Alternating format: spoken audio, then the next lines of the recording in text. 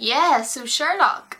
On Sunday there, again, Sherlock ended on us, and it only came back like the week before that. Usually we only have like 3 weeks of Sherlock, but this time we didn't even really have that. We had like 2 weeks of it. It came back on New Year's Day, which was a great way to start 2014. We had it again on the Sunday, and it was gone again by this Sunday. So, what? Why? Also, it's kind of funny how you're either the person that likes Sherlock or you're a person that doesn't like Sherlock. Controversy in that, but there's some people that I know that really love Sherlock, and then there's the people that profoundly don't like Sherlock. And to be honest, I have to admit that the reason that the people that don't like Sherlock predominantly is because they don't like the Sherlock fandom. Sorry guys if that's you. Also, some other people who don't like it because they feel like the British TV show of Sherlock kind of messes with the integrity of Arthur Conan Doyle's books. I don't know. For me, all the different Sherlocks live in different premises in my brain. The British TV show of Sherlock is completely separate from the Hollywood movie versions of Sherlock, and the books again are completely separate to those, but maybe more so related to the movies than obviously the British TV show.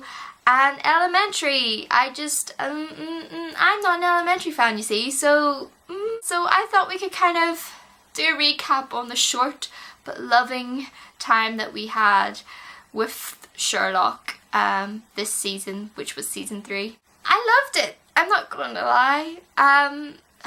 I loved it. I thought it was perfect and beautiful. So in the first episode we were really hoping that we were going to find out how exactly Sherlock survived, and then we found out that it's been 2 years later since his big fall. Technically I don't think we got an answer. I mean, did we?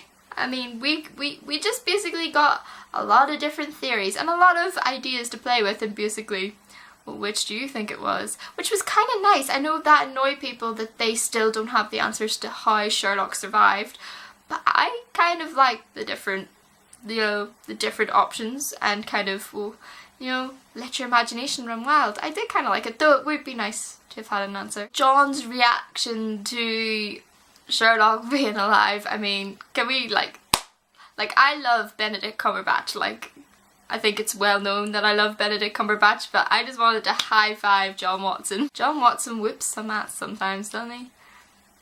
And then in the second theory, that moment when you're like, hurry up and kiss already. Say what? Say, okay, use what? I'm sure that excited some people, a lot of people maybe, just maybe slightly. The second episode, I felt so emotional for Sherlock, because I think it's the most emotional that kind of we've seen Sherlock. It was like he was a little boy kind of pining for his mummy and daddy's attention, and he's scared that this new big thing that's going to happen in his mummy and daddy's life is going to mean that he is going to be left out. I really felt for him in that moment. I just want to hug him because he just looked like a wee lost lamb. I think for Sherlock it's quite a hard thing to admit that somebody is his best friend, and that realisation of how important John is to him, and kind of that fear that he has that things weren't going to be the same, and that John was going to go off on this new adventure and leave him behind. And I felt emotional about it all. For some reason, the third episode I made actual proper documented notes on, and some of them are hysterical. At this point I may put a spoiler warning just in case something is spoiled, because they're probably kind of cryptic, but I thought it'd be funny if I read some of these. I should have done this the whole way through the series because they're kind of funny. First one, licking faces equals ooh. John Watson, the doctor who gives you sprains. Not sure that's very ethical. The peeing in the fireplace scene. My thoughts on that was, poor Mrs. Hudson's gonna have to clean that. Sherlock's close to death mind palace is beautiful, mind-blowing, so beautiful, but F, don't die please. And then the realisation, woohoo, he didn't die. Yes John, yes, everyone you know is a sociopath or a psychopath. Mrs. Hudson, what exactly is it that you have done that there is incriminating evidence existing on YouTube? So this is what a Holmes family Christmas looks like. Christmas is a time for brotherly love. No. Mycroft really does care. Mycroft is a liar. And Sherlock's the grass. Who knew? No, happy families again. Wait, did she just die or pass out? That's okay, she just passed out. Sherlock, did you just sell your brother out? I thought we had progressed. It's like a Mind Palace 2.0. Sherlock got rid of the Mind Vault. I wonder if it was on principle. Nothing can exist that's better than his Mind Palace. John should so totally call his daughter Shirley. I don't like goodbyes. Oh. Moriarty say what? Then again, you've near enough been the whole way through this series, so is there really any getting rid of you? No. No, there's not. That has got to be the world's shortest exile. Bravo! Bravo! Bravo! I would kind of wish I'd made witty notes the whole way through the series, but the third episode in particular was beautiful at moments. There was just some stuff was beautifully shot, beautifully written, and the last episode was just perfect. I feel like everything in the first 2 episodes of the 3rd season were really leading up to like that last big episode. This is kind of spoilery, so just putting it out there, but Magnuson as the bad guy in this was just, it was so creepy to the point it was uncomfortable.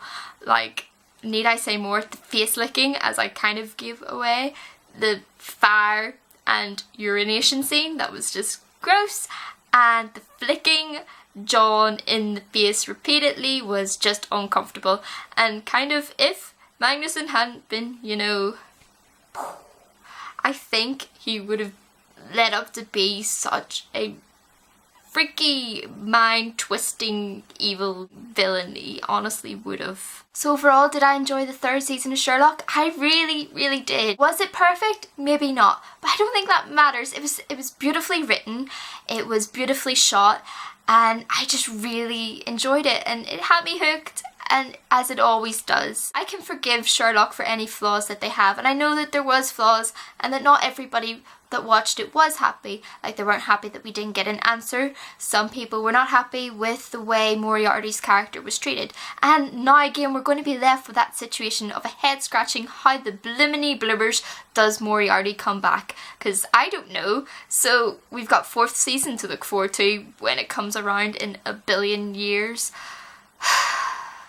But definitely, I think if you've never gave the British Sherlock a chance, definitely give it a try. Be open-minded with it and try to do what I do and keep every version of Sherlock in a different space in your mind, because they aren't the same thing. But that doesn't mean that we can't enjoy them. Leave down in the comments below what you thought of the 3rd season of Sherlock, or let me know if you don't like Sherlock and what the reasons are why. If you like this video, please give it a big thumbs up. And if you do like Sherlock, who knows, maybe you could subscribe and be my Sherlock friend. I'd like that a lot. Links to my other social media, as always, will be listed down below, and I hope you have a brilliant evening. And for now, goodbye. The entire 3rd season of Sherlock. I'm wrapped in a blue scarf of emotion. Didn't have a blue scarf, so check had to do.